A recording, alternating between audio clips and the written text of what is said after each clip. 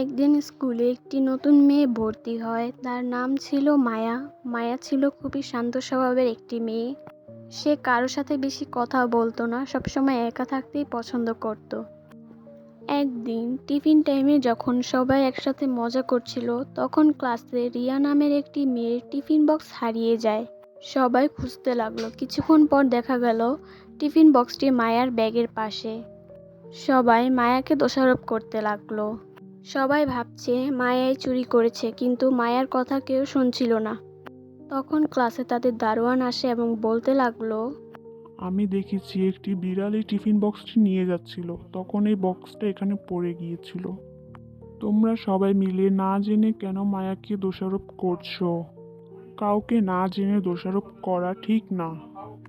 এই কথা শুনে ক্লাসের সবাই অবাক হয়ে যায় এবং রিয়া মায়ার কাছে ক্ষমা চাইলো। তখন থেকে তারা সবাই খুব ভালো বন্ধু হয়ে গিয়েছিল। তারা সবাই একসাথে মিলেমিশে থাকতো। তাই কাউকে না জেনে দোষারোপ করা ঠিক না।